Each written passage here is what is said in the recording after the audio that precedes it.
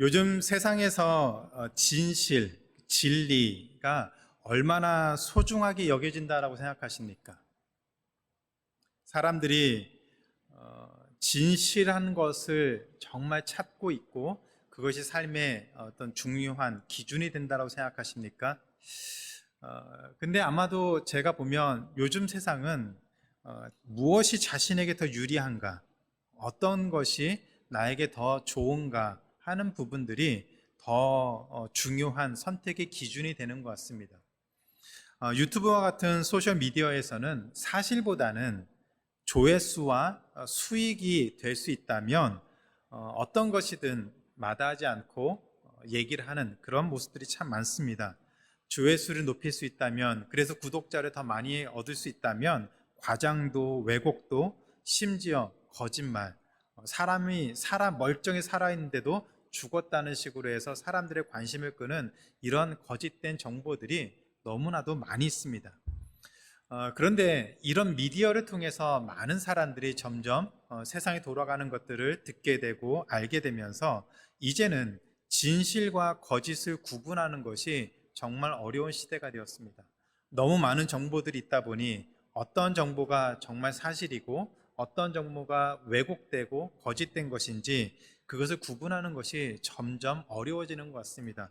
더군다나 AI 같은 테크놀로지가 발달되면서 이제는 비디오 같은 그런 짧은 그 글이나 영상도 아주 마음대로 만들 수 있는 특별한 기술이 없어도 마음대로 만들 수 있어서 소위 말해서 어떤 게 진짜인지 거짓인지 구분조차 하기 어려운 그런 시대입니다. 그런데 이런 거짓이 또 진실을 왜곡하는 것들이 이렇게 많아진 것은 오늘날만의 문제는 아닌 것 같습니다.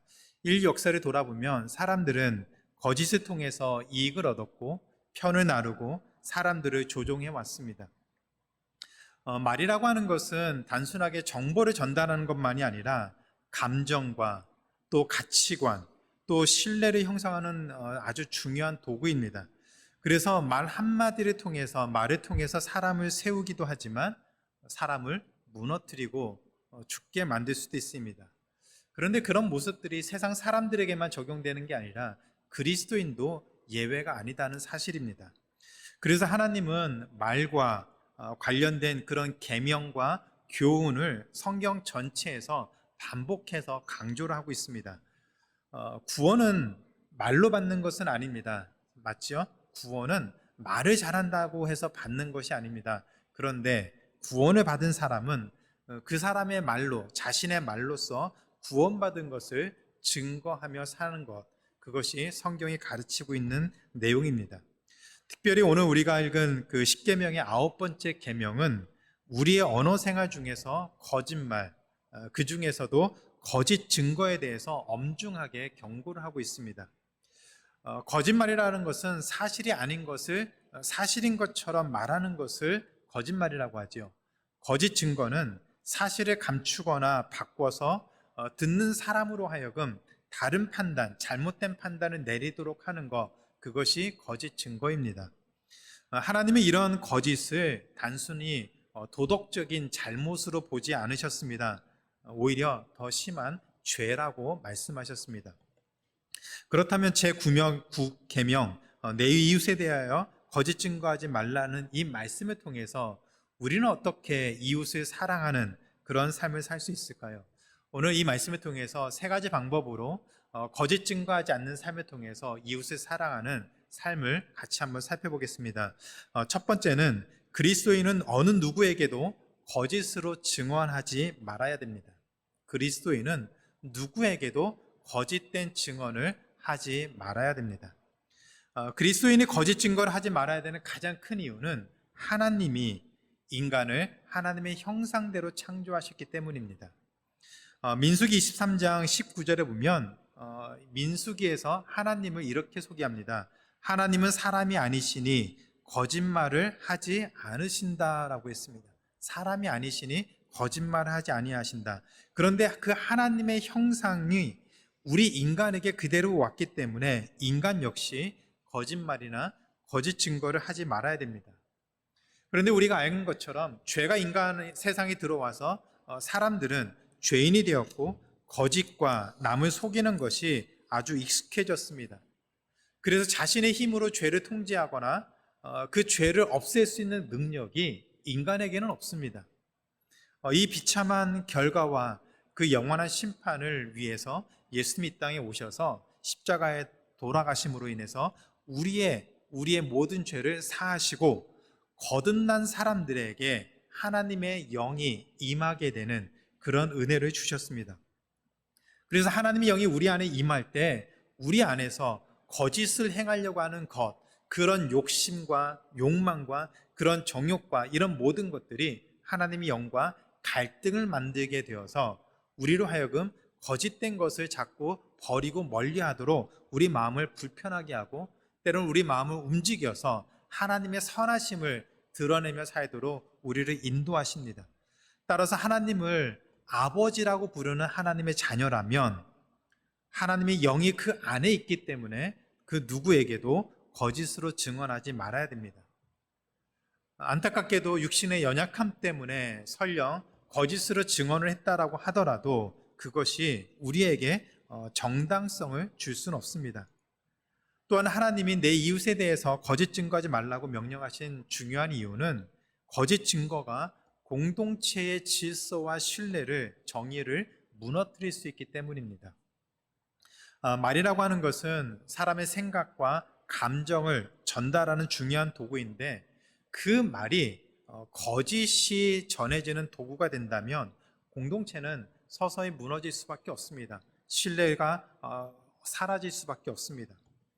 만약에 가장 신뢰하는 사람이, 가장 의지했던 사람이 하는 그 모든 말이 거짓말이었다면 그 모습은 공동체에 그리고 그 주변에 있는 사람들에게 굉장히 큰 아픔과 상처와 돌이킬 수 없는 신뢰를 잃어버리는 그런 안타까운 상황을 만들게 됩니다.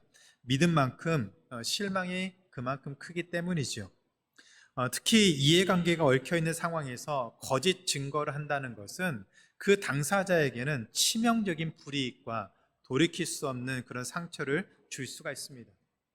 예를 들어서 구약 성경에는 증인의 증거를 통해서 심지어는 사람을 죽이는 그런 결과를 만들 수도 있었습니다.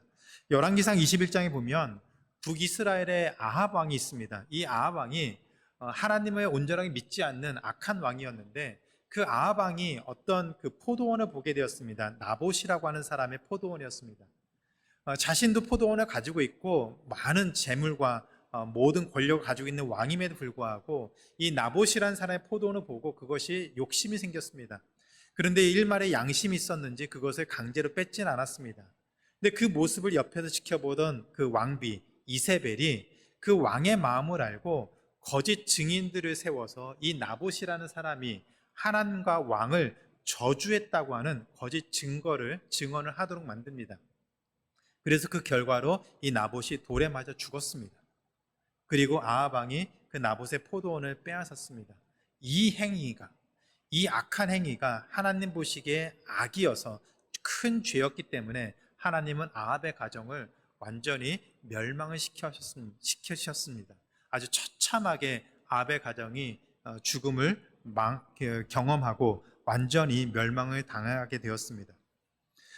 그런데 거짓 증거가 이처럼 개인과 공동체에 치명적인 문제를 일으켜서 어떤 신뢰를 잃어버리게 만들고 상처를 주는 것뿐만 아니라 더 나아가서는 복음을 전하는 것을 방해할 수도 있다는 것을 기억해야 됩니다.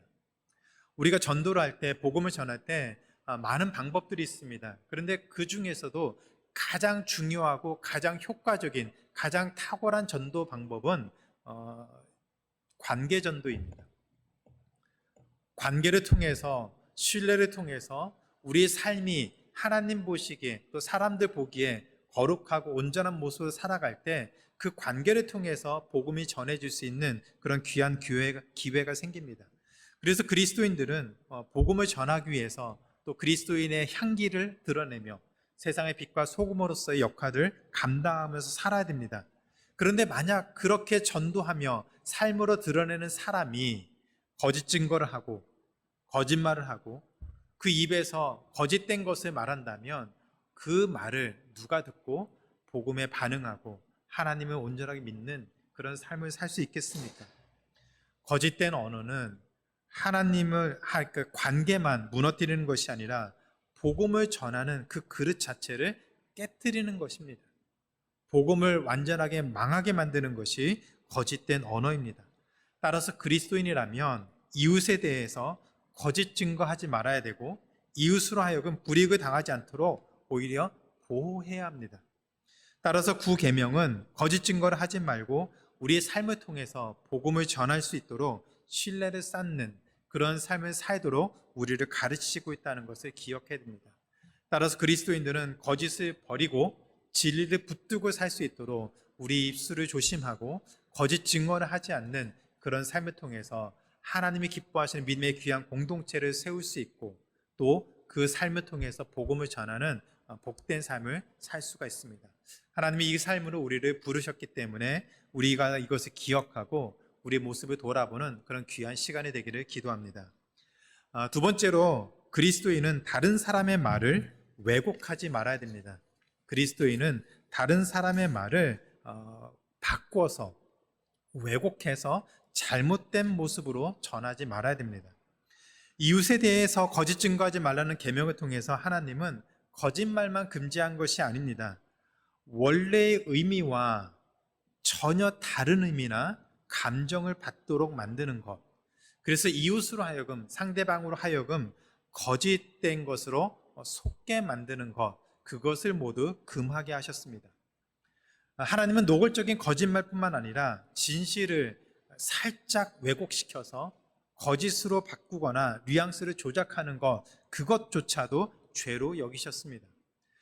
출애굽기 23장 1절부터 3절에 이 거짓된 증언에 대해서 구체적으로 설명을 하고 있는데 우리 같이 한번 읽겠습니다. 시작.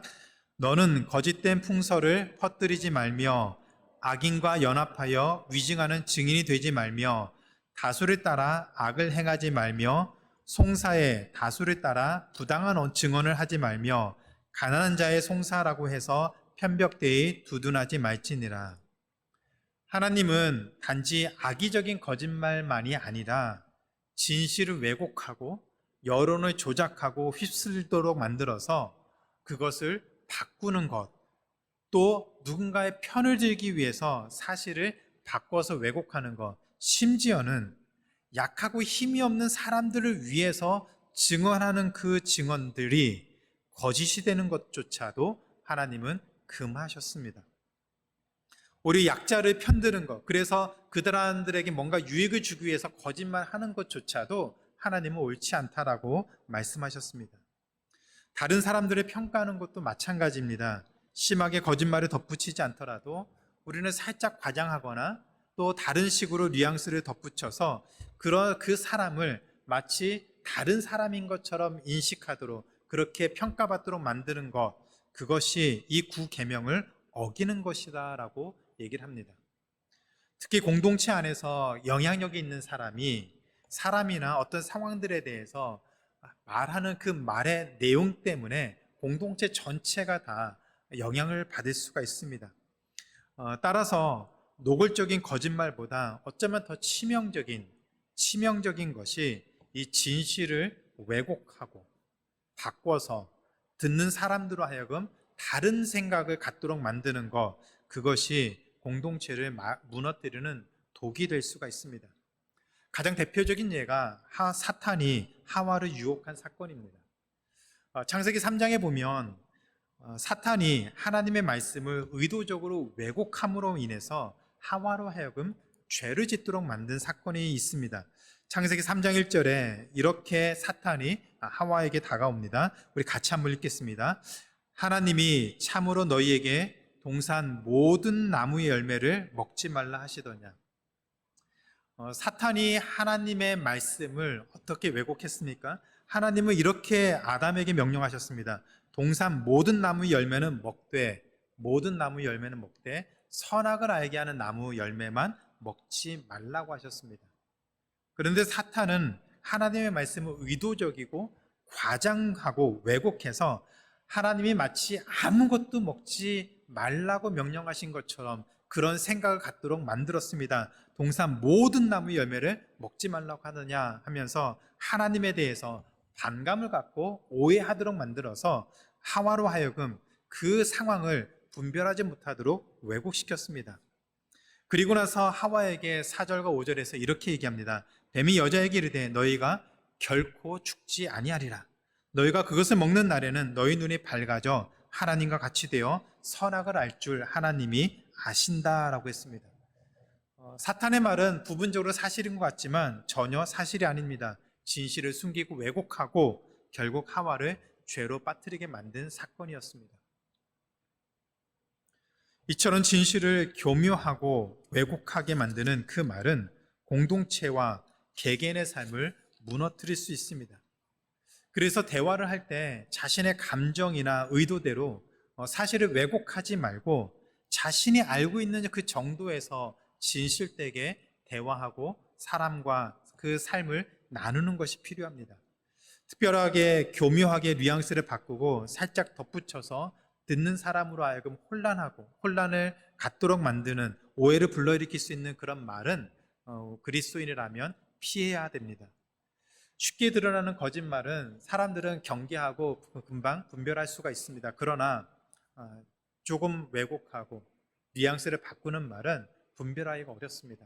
특별히 신뢰를 받을 수 있는 그 사람이 그렇게 왜곡한다면 많은 사람들은 그로 인해서 잘못된 생각과 감정과 결정을 하게 될 것이고 그로 인해서 공동체가 큰 어려움에 빠질 수가 있습니다. 따라서 하나님의 형상으로 창조되고 예수 그리스도로 말미암아 구원을 받은 우리는 정직하고 왜곡 없이 말을 해야만 하는 책임이 있습니다. 사탄은 왜곡된 말로 하와를 넘어뜨렸습니다. 하나님 오해하게 만들었고 결국 그 왜곡된 말이 죄를 짓도록 이끌었습니다. 그런데 이런 전략이 오늘날에도 똑같이 반복되고 있습니다. 만약 우리가 누군가의 말을 왜곡하거나 의도적으로 뉘앙스를 바꾸거나 살짝 덧붙이는 순간 우리는 사탄이 사용한 바로 그 언어 생활을 하고 있는 것입니다. 하나님 우리가 진실한 말로 이웃을 세우기를 원하십니다. 이것이 구계명이 요구하고 있는 이웃을 사랑하는 언어 생활입니다. 우리는 잘 기억해야 됩니다. 말은 단순하게 정보를 전달하는 것이 아닙니다. 사람을 살릴 수도 있고 사람을 무너뜨릴 수도 있습니다. 우리가 어떤 말을 하느냐에 따라서 그 사람을 다시 일어나서 살아갈 수 있는 소망을 줄 수도 있지만 잘 살고 있는 사람을 무너뜨려서 영영 그 안에서 헤어나지 못하도록 만들 수도 있는 강력한 도구가 말입니다. 그렇기 때문에 그리스도인들은 정말로 우리의 말이 진실을 담고 있는지 상대를 세우고 있는지 그것을 돌아봐야 됩니다. 그래서 왜곡되는 것 없이 진실하게 사람들을 세우고 격려하고 또 하나님의 사랑을 전하는 그런 말을 하며 또 하나님의 영광됨을 드러내는 우리의 모든 삶이 되기를 주님의 이름으로 축원합니다. 셋째로 그리스도인은 근거 없는 소문을 끊어야 됩니다. 근거 없는 가십을 끊는 삶을 살아야 됩니다. 시편 1편에는 복 있는 사람은 이렇게 표현합니다. 우리 같이 한번 읽어볼까요? 시편 1편 1절입니다. 복 있는 사람은 악인들의 꾀를 따르지 아니하며 죄인들의 길에 서지 아니하며 오만한 자들의 자리에 앉지 아니하고 하나님의 자녀는 악인의 계획에 동참하지 않고 그들과 함께 어울리지 않는다라고 했습니다. 악인들은 거짓말을 또 거짓 증거로 의인을 공격하고 무너뜨립니다. 공동체를 파괴하는 사람들이 악인입니다. 따라서 복 있는 사람은 단지 죄를 짓지 않는 것에 그치지 않고 죄가 흘러가는 죄의 영향력이 있는 것을 그렇게 같이 동참하거나 같이 어울리지 않고 오히려 그 죄가 퍼지는 것을 끊고 막는 삶을 살아야 됩니다. 우리는 살다 보면 많은 이야기들을 듣는데 때로는 누가 먼저 거짓말을 했는지 누가 왜곡을 시작했는지 모를 수가 있습니다. 어디서부터 소문이 시작됐는지 그 출처를 모를 때가 많이 있습니다. 그러나 그런 잘못된 소문이 나를 통해서 멈추느냐 아니면 나로 인해서 확산되느냐 하는 것, 그것은 우리의 책임입니다. 누가 말을 시작했는지, 누가 왜곡했는지, 누가 거짓을 퍼뜨렸는지는 모를 수는 있지만 그 거짓된 소문이 나에게 들어왔을 때는 내가 그 소문을 멈추게 할 수도 있지만 그 소문을 더 확장시켜서 더 큰 부정적인 비참한 결과를 만들 수도 있습니다. 소문을 전하는 사람은 늘 그렇게 얘기를 하죠. 나는 단지 들은 것밖에 없어라고 얘기합니다. 그런데 듣고 전한다면 그건 역시 죄에 동참하는 것입니다. 사실 확인도 하지 않고 소문을 전한다면 겉으로는 아닌 척할지 모르겠지만 속으로는 가십을 즐기는 것이죠. 특히 그 소문이 자기의 감정이 실리고 평가를 덧붙인다면 진실은 더 훼손되고 왜곡되고 그로 인해서 그 소문의 당사자는 더 큰 상처를 받을 수밖에 없습니다. 따라서 복 있는 사람, 하나님의 자녀라면 소문이 자신에게서 멈추도록 끊을 수 있도록 해야 됩니다.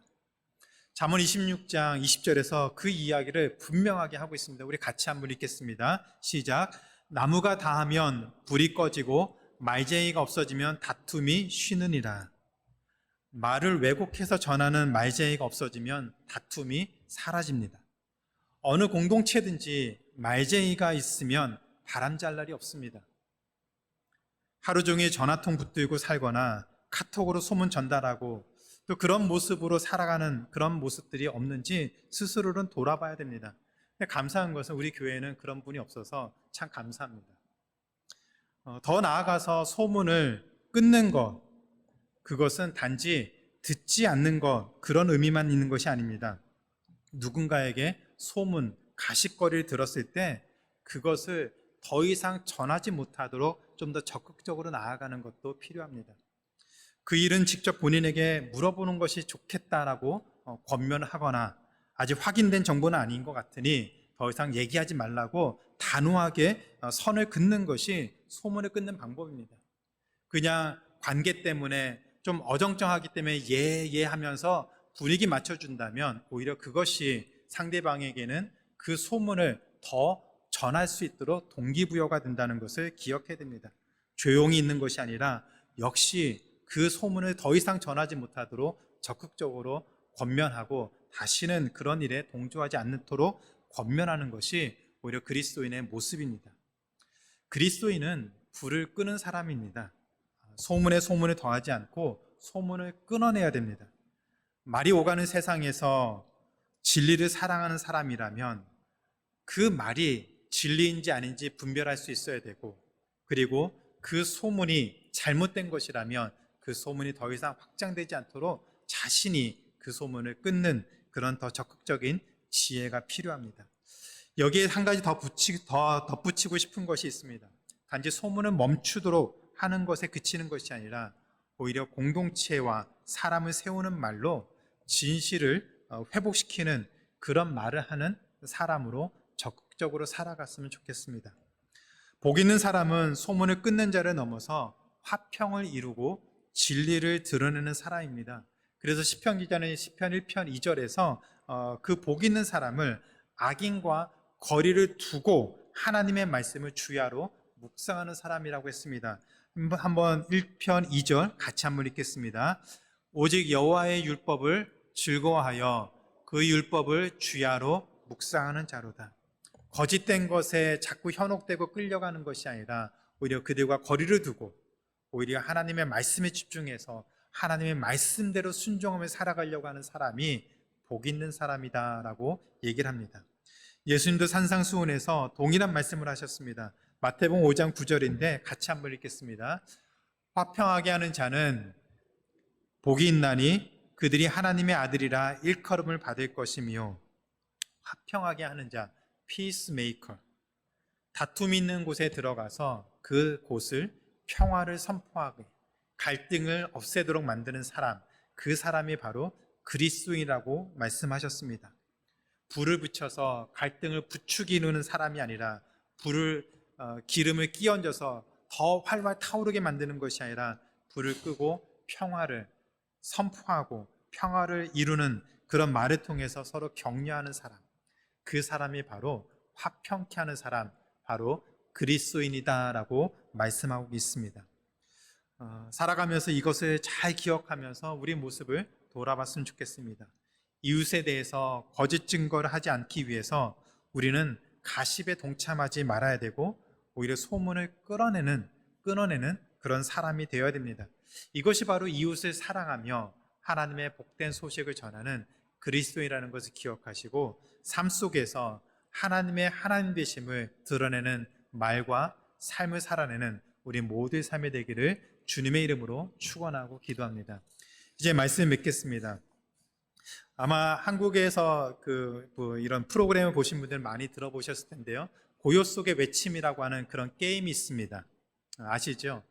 몇몇 사람들이 쭉 줄을 서서 큰 음악이 나오는 헤드폰을 귀에 끼고 첫 사람이 어떤 단어를 막 설명을 합니다. 그럼 둘째 사람이 그 단어를 맞춰 게스해서 그 다음 사람에게 자신이 생각한 단어를 얘기하고 또 전달하는 단어입니다. 그런 게임입니다.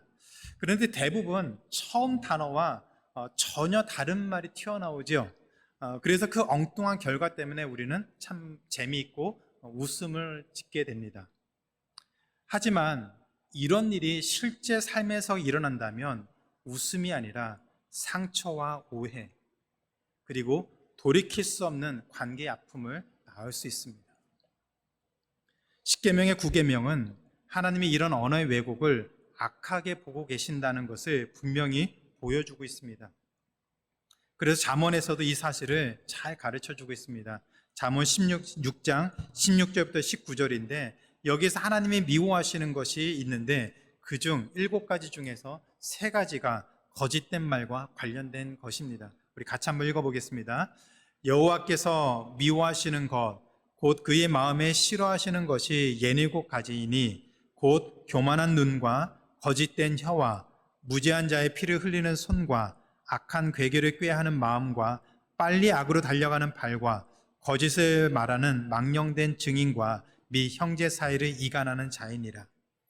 하나님의 입술로 말하는 거짓, 진실의 왜곡, 공동체를 분열시키는 말을 미워하십니다. 왜냐하면 그것이 사탄이 처음부터 사용한 무기였고 지금도 사람들로 하여금 죄를 짓도록 만드는 가장 강력한 교묘한 전략이기 때문입니다. 그렇기 때문에 제가 간절히 권하는 것은 할 수 있으면 또 해야 하는 것은 거짓된 말보다 격려하고 세워주는 말을 하는 우리가 되기를 기도합니다. 또 할 수 있으면 왜곡된 말보다 복음을 담은 진실한 말을 하는 그리스도인이 되기를 기도합니다.